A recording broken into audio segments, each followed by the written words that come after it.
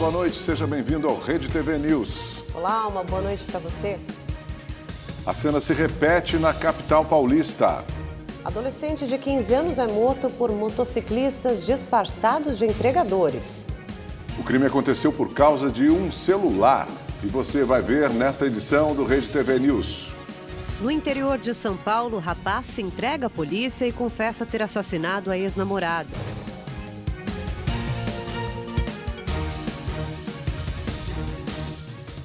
O presidente Jair Bolsonaro participou hoje da Marcha para Jesus em Curitiba, no Paraná. O evento não era realizado há 2 anos por conta da pandemia.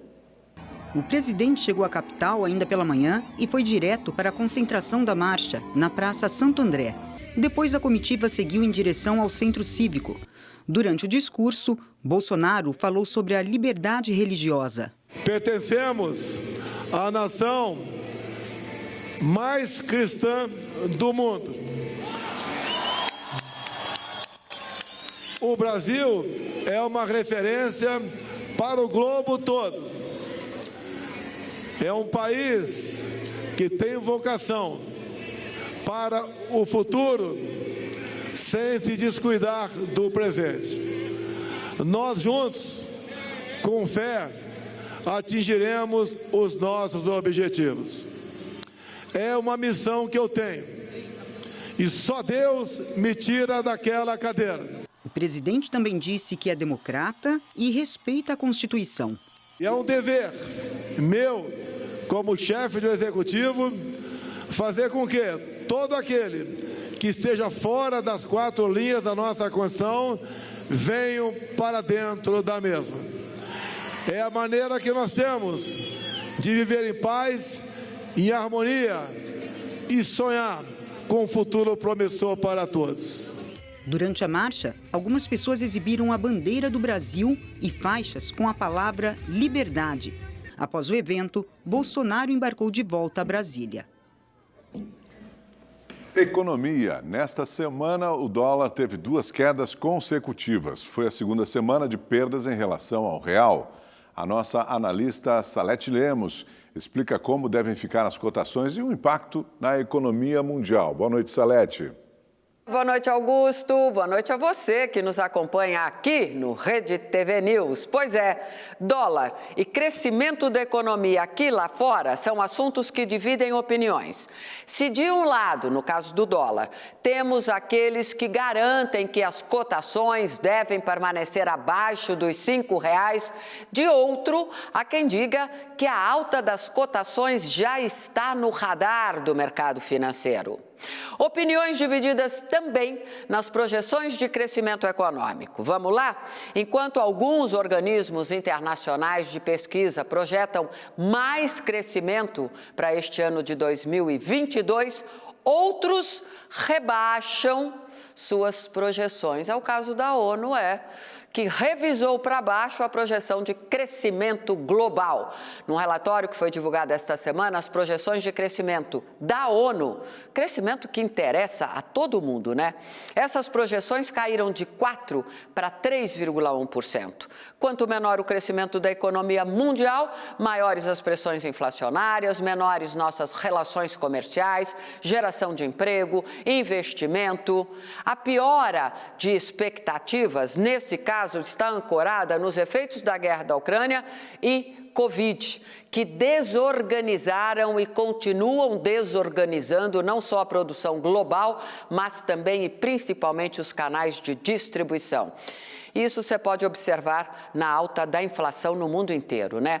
A surpresa hoje veio da China. China, a segunda maior potência econômica do mundo, que estava ali assistindo o desaquecimento da sua economia, hoje se decidiu por uma atitude radical. Mesmo com os preços em alta, a inflação de quase 8%, o governo chinês anunciou corte na sua taxa de juro e estímulos ao aumento de consumo e da retomada do fortalecimento, na verdade, do seu crescimento econômico. O Brasil e o mundo comemoraram. Enquanto a ONU sinaliza crescimento menor para a economia mundial, Goldman Sachs e Citibank revisaram para cima a previsão de crescimento do Brasil. É isso mesmo, a expectativa anterior era de um crescimento no Brasil de 0%. Agora, 1,5%, as apostas estão sendo fechadas para o crescimento da nossa economia neste ano de 2022. No resto, eu volto na próxima semana e não deixe de aproveitar o seu domingo. Alunos de uma escola de Nova Lima, na Grande Belo Horizonte, levaram um susto durante o intervalo de uma aula. Olha só, as crianças brincavam na quadra quando ouviram um barulho no vestiário e lá estava essa onça parda. Os bombeiros foram chamados e tiveram trabalho para confinar o felino até a chegada da equipe de apoio. Ninguém se feriu. A onça foi sedada e será solta na natureza. Bonitinho. Olha, por falar em bicho, gente, a onda de frio intenso em boa parte do país nessa semana reforçou as campanhas de doação promovidas por ONGs e também alguns movimentos de defesa dos animais de rua. Pois é, Erika, as baixas temperaturas também podem provocar doenças respiratórias nos pets, como a gripe canina. Lanai não pensou duas vezes quando a temperatura começou a cair nos últimos dias. Colocou um agasalho na Zara. Sente muito frio, né? Fica tremendo e aí é muito importante manter a temperatura para ficar bem, né? A onda de frio dessa semana provocou a mobilização também de voluntários dos movimentos de defesa dos animais de rua e clínicas veterinárias. Os pedidos de doações foram reforçados. Além de ração, passaram a receber cobertores, mantas e roupas. Está precisando muito, porque, como a gente viu aí, as temperaturas só caem, né, e está apenas no início. A cidade de Betim criou a campanha Aqueça um Focinho. Na capital mineira, o grupo Buridogs espalhou casinhas de madeira como esta, com água, ração e cobertor em pontos estratégicos. Não só pontos de parada, mas acho que funciona, dá um alento para esses animais que não tem nada, né? Hoje, esta feira de adoção de animais arrecadou diversos agasalhos. Silvana trouxe roupinhas e mantas. Não pensei duas vezes, né? Tinha que passar, dar seguimento aí para aquecer um corpinho. Ida também se ofereceu para ajudar. Ela comprou tecidos e fez diversos cobertores na casa dela. Eu estou gostando de fazer, e quem quiser colaborar com um cobertor de caça, pode mandar para mim que eu corto, faço bainha para servir para mais cachorros. De acordo com os veterinários, o frio intenso pode provocar diversas doenças nos pets. As mais comuns são a sinomose, altamente contagiosa, e a gripe canina, que leva os animais a terem tosse seca constante. A asma que geralmente desenvolve esses problemas, porque se deixar agravar uma asma, vira uma pneumonia e geralmente é transmitível para outros cães, então tem que evitar bastante. Este flagrante mostra cães que foram abandonados em uma estação de ônibus na cidade de Uberlândia, no Triângulo Mineiro. Os animais tremem e gemem de frio. Em BH, este morador em situação de rua recebe doações de agasalhos para ele e para Iara, companheira inseparável. Ela tem mais roupa que eu. Ela ganha, O mais gostoso é você olhar no olho deles e ver o agradecimento. E a gente fala, quem ganha não é... Eles ganham, mas o retorno maior é nosso. E olha, Pernambuco enfrenta uma crise de doenças respiratórias graves em crianças. São quase 100 pessoas na lista de espera para conseguir um leito de UTI infantil. Essa mãe, de forma desesperada, relata o drama por não conseguir leito de UTI para a filha. A área da saúde pública, a gente está no estado de calamidade. Como é que não tem um leito de hospital, minha gente? Eu nem queria gravar essas histórias, mas eu tinha que vir. Vocês não sabem o quanto é angustiante você ver sua filha em tal situação e não poder fazer nada. 118 crianças aguardam por um leito de UTI na rede pública de Pernambuco. 73 esperam por uma vaga para tratamento de doença respiratória grave. Para a secretaria, esse aumento de casos graves em crianças é inesperado. No ano passado, com a pandemia de Covid-19 em alta, Pernambuco chegou a registrar 53 solicitações de leitos de UTI infantis por semana. Mas neste ano, esse número triplicou.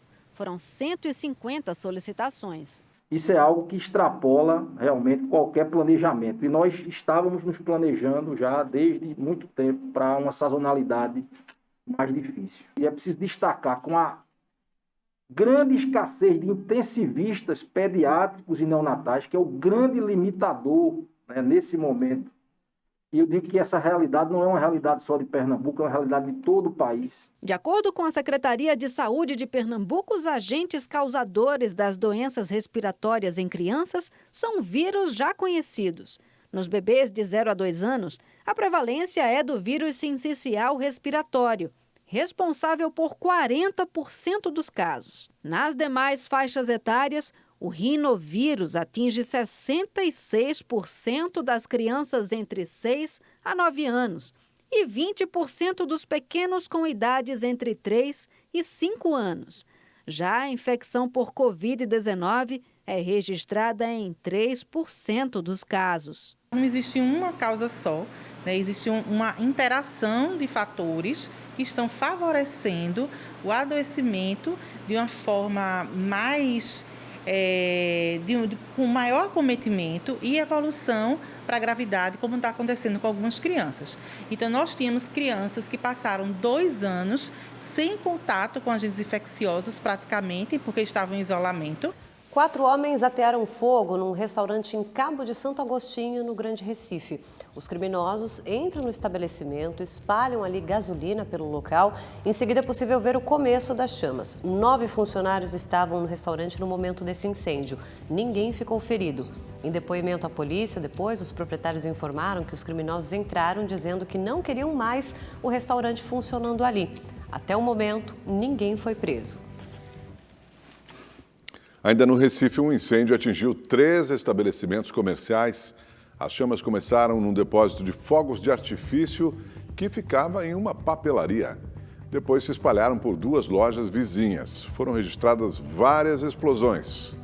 O barulho e a fumaça assustaram quem passava pelo local. O fogo já foi controlado, ninguém se feriu. Vamos agora a alguns flagrantes pelo Brasil? Em Brasília, um acidente grave aconteceu próximo à esplanada dos ministérios. Imagens feitas por uma testemunha mostram um carro em alta velocidade. Em seguida, ele perde o controle, bate em uma viatura da Polícia Legislativa e capota. O motorista foi atendido pelo Corpo de Bombeiros com um corte na mão. A polícia suspeita que ele estava praticando racha. Em Curitiba, o registro de mais um acidente. Um carro bate numa carreta ao tentar mudar de faixa e atinge outra. O veículo roda na pista e ainda fica preso por alguns segundos entre os 2 caminhões. Por incrível que pareça, o motorista teve ferimentos leves.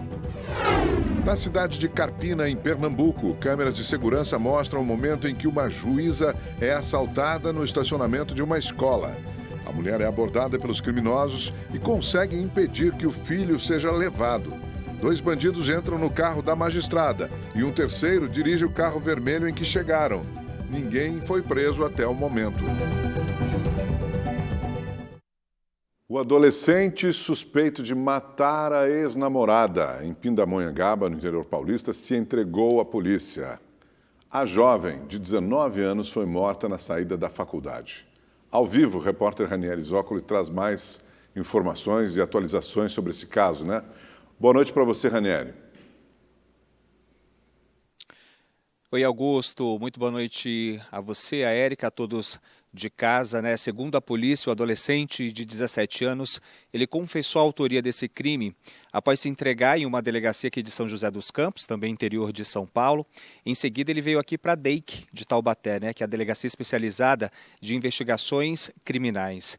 Juliana Fernandes Cândido, né, de 19 anos, foi morta a tiros na noite da última quinta-feira. Câmeras de segurança flagraram o momento, né, desse crime bárbaro que chocou principalmente a cidade de Pindamonhangaba. Ela abre a porta do carro para voltar para casa, momento em que ela foi surpreendida por disparos. Esses tiros atingiram as costas e também a cabeça da vítima. O pai dela, de 76 anos, presenciou toda essa cena. Inclusive, o socorro médico foi acionado, mas a jovem morreu ali mesmo, no local. A família, inclusive, divulgou à polícia a troca de mensagens encontrada no celular de Juliana com o ex-namorado. No diálogo, inclusive, Augusto, o rapaz se recusa a aceitar o fim desse namoro. Juliana fazia curso técnico de enfermagem.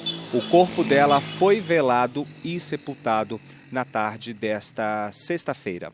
Ao vivo aqui de Taubaté, Ranieri Joccoli para o Rede TV News. Muito triste essa história, né? E olha só, na zona sul de São Paulo, um adolescente de 15 anos foi vítima de latrocínio, que é um roubo seguido de morte. As imagens mostram aí o jovem sozinho nesse ponto de ônibus. 2 bandidos chegam ali numa moto, anunciam esse assalto. Um deles usa uma mochila de entregador como disfarce. O adolescente entrega o celular, tenta correr e é atingido por tiros. Os assaltantes fogem na sequência. A madrasta suspeita de envenenar os 2 enteados com chumbinho será investigada também pela morte do ex-marido e da vizinha. Esse caso aconteceu no Rio de Janeiro e é para lá que nós vamos agora conversar com o repórter Tony Vendramini, que tem todas as informações para a gente. Tony, boa noite para você. A madrasta já está presa? Boa noite, Augusto. Boa noite, Érica. Boa noite a todos que nos acompanham. Pois é, a madrasta, a Cíntia Mariano Dias Cabral, de 49 anos, teve a prisão decretada. Ela foi detida enquanto prestava depoimento na delegacia de Realengo, na zona oeste do Rio de Janeiro. A Cíntia é suspeita de envenenar o enteado e a enteada. Esses 2 crimes aconteceram em um intervalo de menos de 2 meses. Em março, Fernanda Carvalho, de 22 anos, morreu depois de ficar 13 dias internada. Ela havia se sentido mal e também havia sentido falta de ar. Na semana passada foi a vez do irmão dela, o Bruno Carvalho, de 16 anos. Ele apresentou os mesmos sintomas depois de almoçar na casa da madrasta. Ele foi socorrido a tempo, sobreviveu, fez um exame que apontou um alto nível de chumbo no sangue. A família suspeitou porque o Bruno comentou que os alimentos tinham um gosto estranho. E durante as investigações, a madrasta, a Cíntia, tentou se matar. Durante o depoimento na delegacia, depois de recuperada, a Cíntia preferiu ficar em silêncio, mas o filho biológico dela contou para os policiais que ela confessou ter tentado matar os enteados. Segundo a polícia, a causa do crime pode ser ciúme que a Cíntia sentia da relação dos enteados com o pai. A mãe da Fernanda e do Bruno publicou um desabafo nas redes sociais pedindo justiça. Vamos ouvir. Lembrando que tudo isso é muito difícil, gente. Mas é porque hoje eu quero deixar para vocês, né, que eu estou muito forte, que hoje não tem lágrima nos olhos, hoje tem sangue nos olhos por justiça, que eu peço para vocês, gente. O que eu imploro é que vamos nessa comigo agora, pela justiça. Nós, lá atrás, nós fizemos uma grande corrente, uma linda corrente pela vida dela, né? Hoje é pela justiça dela, pela justiça de um óbito, gente. Que eu não vou ter mais a minha filhinha, que nunca mais. E diante de todos esses fatos, a polícia vai investigar se a Cíntia tem envolvimento com outras 2 mortes de pessoas próximas, a do ex-marido e a de uma vizinha. Ao vivo do Rio de Janeiro, Tony Vendramini para o Rede TV News. Rede TV News fica por aqui. Agora tem o programa Operação de Risco com Jorge Lordello e em seguida Mega Senha com Marcelo de Carvalho. Boa noite. Obrigado pela sua companhia. Boa noite para você.